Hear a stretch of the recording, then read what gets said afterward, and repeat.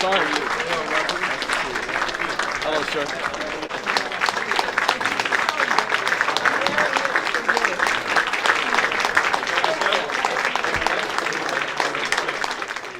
Sitting up here and being up in front of you next to an American patriot like Mr. Khizr Khan, I think should be proud to know that I'm keeping pretty darn good company right about now. Sir, it's an honor to be with you. Understanding that New Jersey stands proudly, as Andrew said, as the most diverse state in the nation, measured many ways. We wear our diversity as a badge of honor. And if you're not prepared to stand up on behalf of all 9 million residents, and not just for some, then my advice is don't bother running. New Jersey has the second largest Muslim population in the United States. New Jersey has 3 times as many Muslim adults per capita as the national average.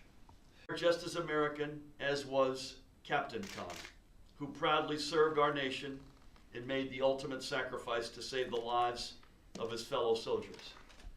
As you all know, he was posthumously awarded the Purple Heart and Bronze Star for his heroic actions. At the Democratic National Convention, as County Executive Hughes mentioned, last summer in 2016, Hillary Clinton rightly called Captain Khan, quote, the best of America. Unfortunately, too many of our state and national leaders do not believe in the values of fairness or inclusion. We have a president in the White House and a lieutenant governor in New Jersey who instead choose to practice the politics of division. And that is why governors will have never mattered more than they do now. The president spreads fear in a desperate attempt to turn our diversity into a threat. And we have a governor and lieutenant governor who are all largely silent while President Trump tramples on New Jersey's values of inclusion and openness. I have not, we have not, and we will not be silent. I have made it clear that as your governor, inshallah, New Jersey will stand for the right things again. When an entire religion is targeted and scapegoated, we will not be silent. We need the young voters too.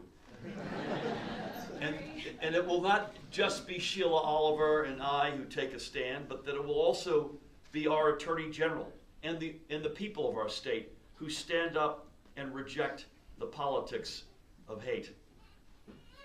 A vibrant future that works for all of us, regardless of who we are, where we worship, or how we got here. And a state whose future recognizes that we all have value and that we all have something of value to give. Let's begin that process together on November 7th. The social justice and economic justice, I'll be brief, and I'd ask Mr. Khan to weigh in here. On the former, I think it's a whole lot of what you've been hearing us say lately, which is enough of this us versus them stuff. Enough of this deliberately putting politics ahead of public safety. Enough of this knowingly crossing wires that should not be crossed, implying that all immigrants are criminals, which is a wire that's getting crossed. Crossing law enforcement with policy and with immigration policy. Those are wires that don't need to be crossed in any way, shape, or form.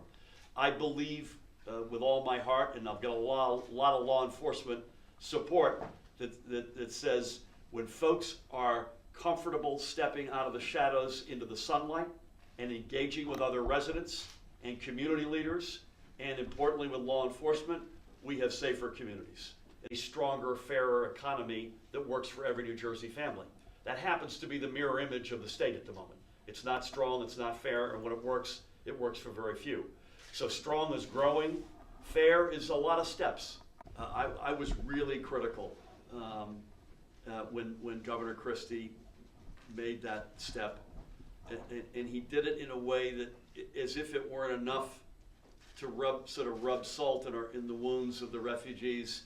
I believe he said, and I'm either quoting or paraphrasing him, I wouldn't even let a 5-year-old Syrian refugee into New Jersey.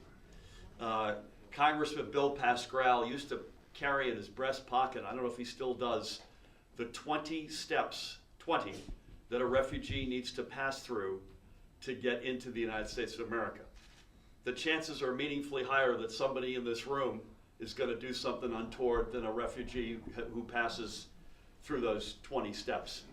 And we are the most diverse state in the nation, and that's not a burden. We wear that as a badge of honor. That's one of the important ingredients in our success, and I hope in our future success. So you should assume that we're going to a different direction in New Jersey. We